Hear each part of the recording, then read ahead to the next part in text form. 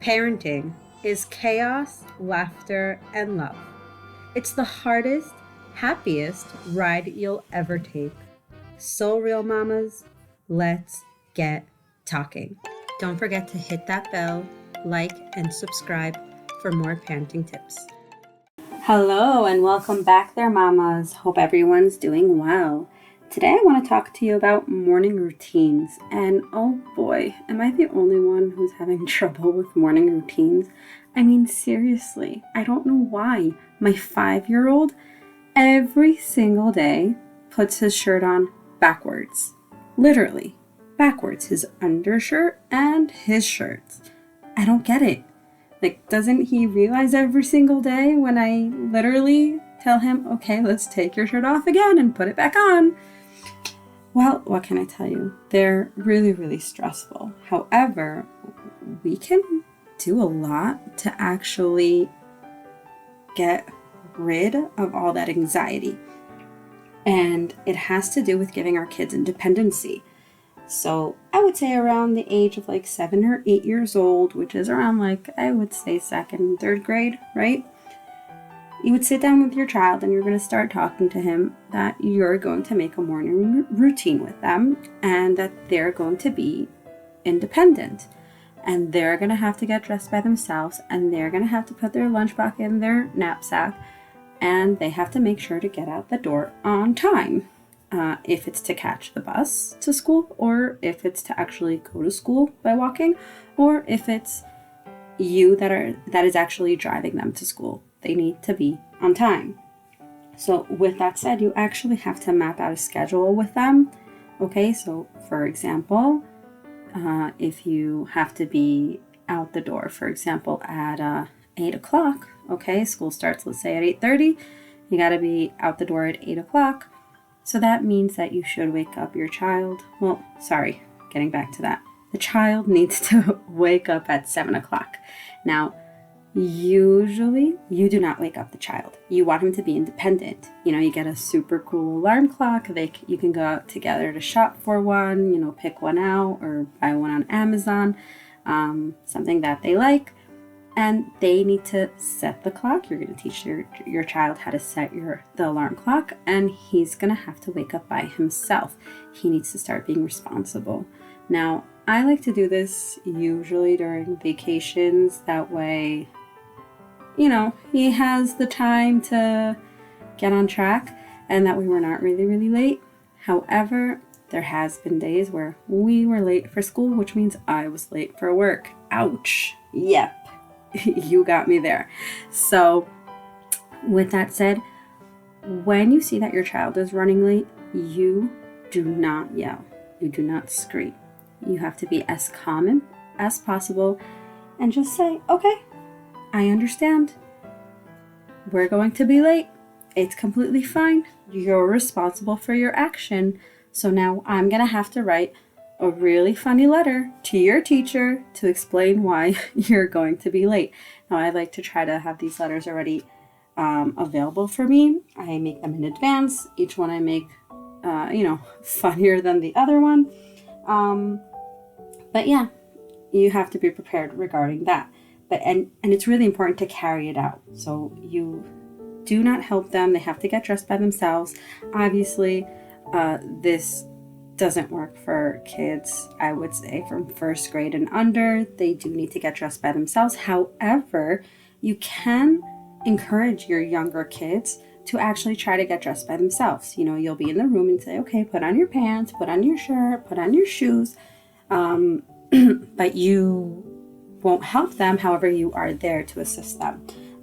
But I would say from second grade on, they should start learning independency. Now, this really, really helps them with development and time scheduling. However, your child really needs to know the essence of time. So if he doesn't, this technique is not going to work for him. Now, let's say your kid takes the bus, okay? Or you are not going to drive him to school. I don't know. The kid is not going to school because he didn't wake up on time, yada, yada, yada, okay? Didn't wake up on time. That means he's staying home. Okay, you have to look at this as if your child is sick. Okay, it's a sick day. what do you do on a sick day? Okay, either you get a babysitter, you have family come over, you have the nanny, I don't know, or you call in sick yourself for work and you stay home with your child, which is not so bad, okay, guys? But it happens. And when our kid spikes a fever, they wake up with a fever, what do? You stay home. You have to look at this as if your child is sick, and you're going to give them the most boring day ever. I mean, the most boring day ever. No TV, no tablets, no games. And obviously, if they have extracurricular activities after school, no, they are not going. This is as if they are sick. They decided to wake up early. It was their decision not to go to school. We need to make it the most boring day ever for them. Okay? And please, please, please, please do not reprimand your child for missing the bus or not going to school. Okay? Do not ignore him. Do not refuse to answer their questions. Your child's stay at home should be as boring but as natural and calm as possible. Most children will quickly learn that they would rather be part of the action in school than to stay at home and do absolutely nothing, because it is so boring to stay at home. Now, a lot of parents are going to be like, no, I don't want my child to miss school.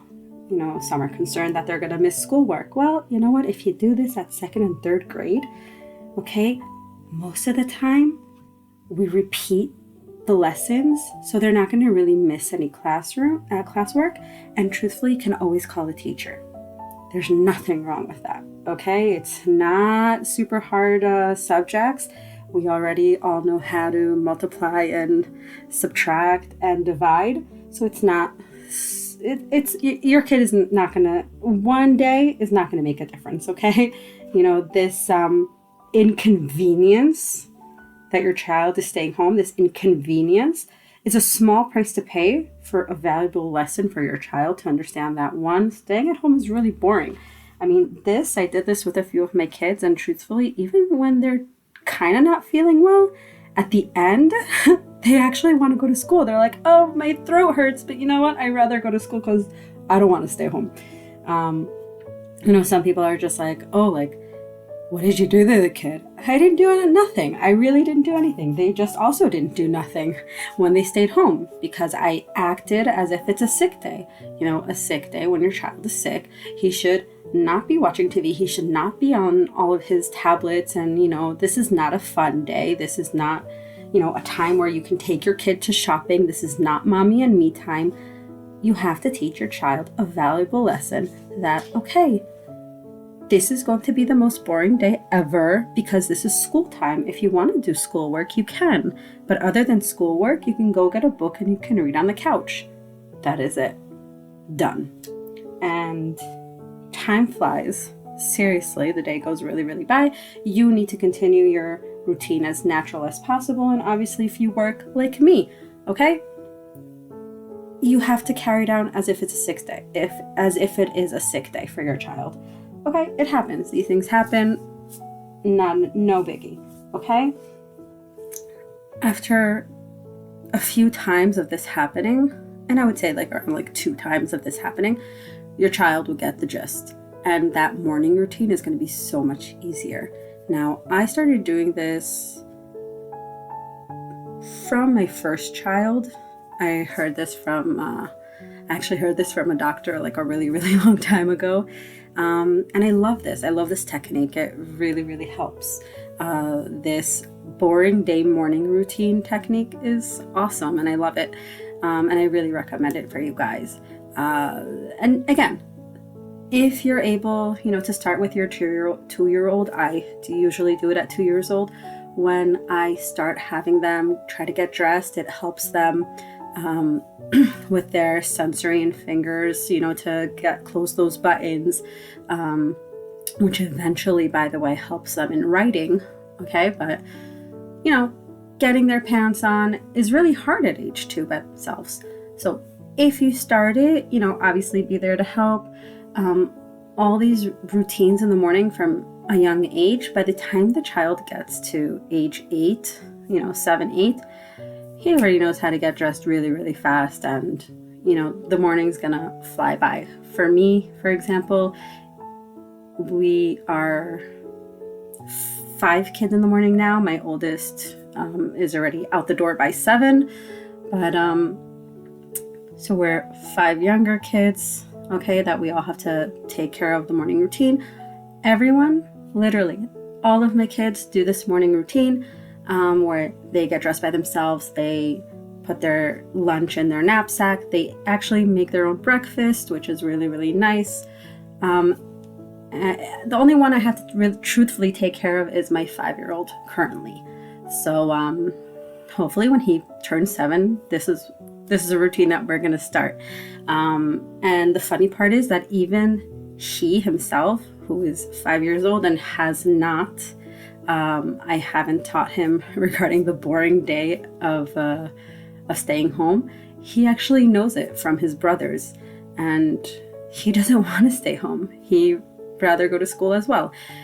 If your child wants to stay home constantly and doesn't want to go to school, that's a big red flag. Please, please, please contact the principal and the teachers to see what's going on there socially.